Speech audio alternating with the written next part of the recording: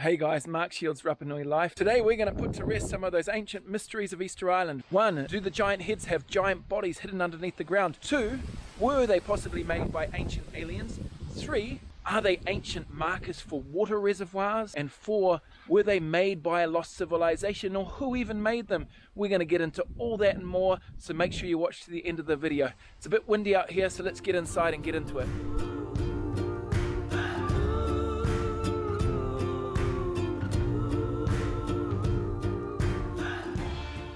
So when I was browsing the internet, I found these thumbnails come up. So are these real?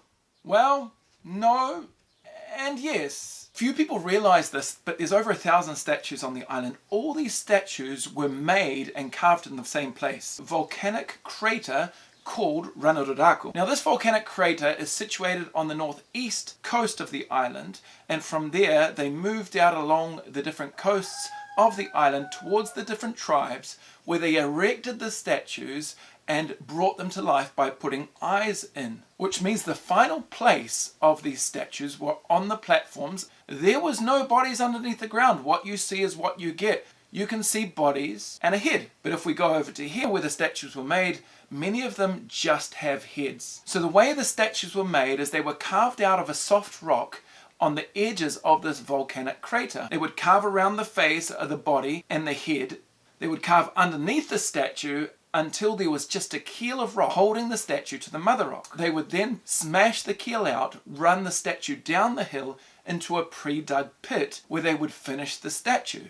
It enabled some people to work on the bottom of the statue, while others were able to work on the top. Now it seems to be that the whole Moai building era came to an end quite abruptly. It almost seems that they just one day up and left. And they left hundreds of statues in various stages of carving in the quarry of Ranururaku. About 80 or so of these statues sitting in the pre-dug pits waiting to be finished. And over the preceding 300 years or so, the debris, the dirt, the winds, and the dust filled up these holes, leaving just the heads sticking out of the ground. So in answer to the question, are there bodies under the ground? Well, there are bodies underneath the ground of the 80 or 90 or so statues that are sitting on the outside of the quarry, waiting to be moved.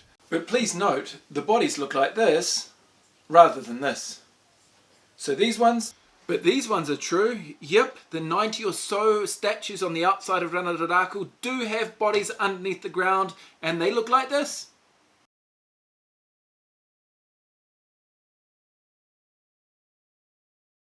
Were the statues made by aliens, or could they have been made by aliens? There was a very famous book put forth by a man named Erich von Däniken, where he believed that most of the great archaeological ruins of today were actually made by ancient aliens. He argued the Easter Island statues must have been made by aliens because they were made out of granite, and this granite was so thick and difficult to carve it couldn't possibly be carved by humans. And of course humans couldn't possibly have transported these huge monstrous statues around the island. That must have been done by spaceships. Erich von Däniken had obviously never been to the island because the statues are not made out of granite. In fact, there's no granite on the island to make statues. The statues were made out of a very soft rock found in Ranururaku. It's actually a volcanic ash solidified. It's quite hard and durable on the outside, but once you carve through that outer crust, it becomes quite soft and malleable. That means that the statues didn't need to be carved out of lasers. On top of that, it means the statues were much lighter than von Däniken thought and could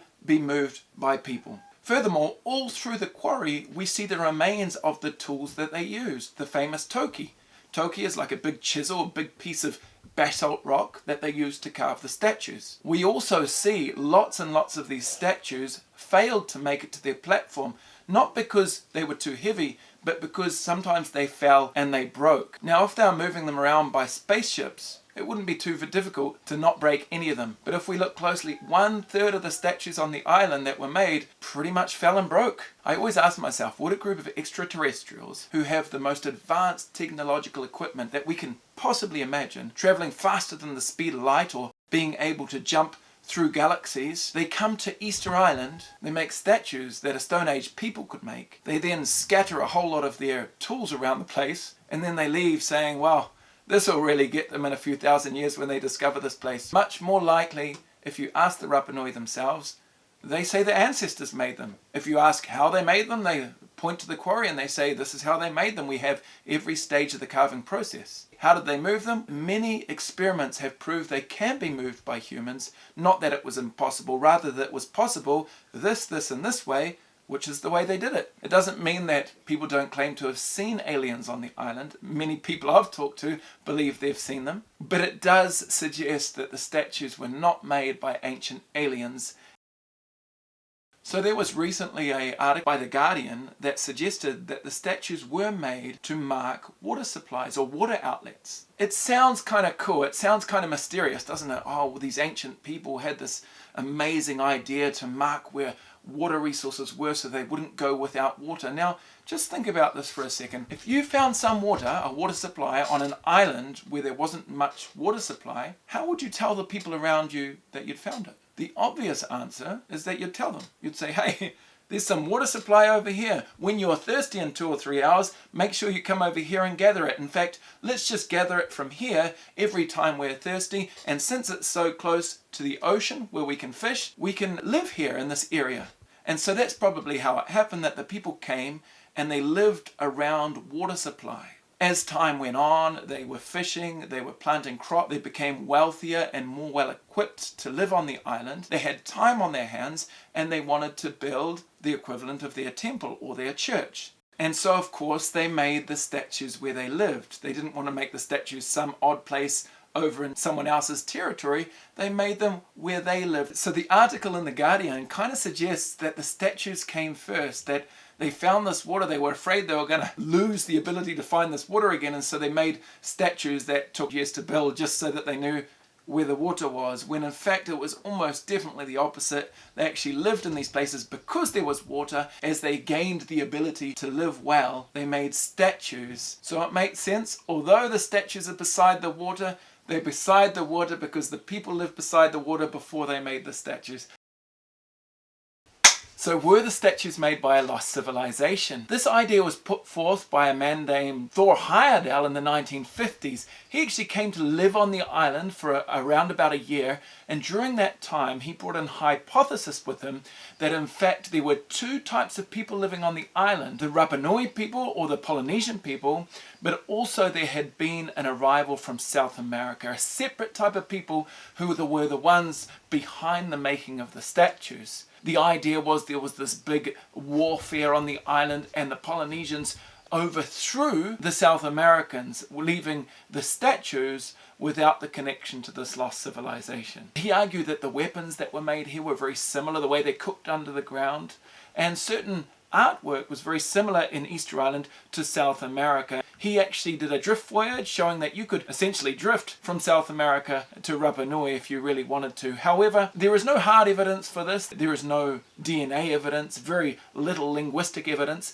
and if anything, it might be that the Rapa Nui, the Polynesian people, actually went all the way to South America and came back. At least they had to have got the sweet potato from South America at some stage, so that's probably what happened. No, the statues were probably an outgrowth of the Polynesian religious practice of worshipping their ancestors. Now, all through Polynesia, the different people groups did worship their ancestors in different ways, and the most common way was to actually bury people in the area where you lived, in your village area. The idea is that the people didn't actually die, they just passed on to the next world, as it were, but they kind of inhabited the area where the people were. They were kind of the next step in the spiritual pantheon and polytheism that the Polynesians believed in.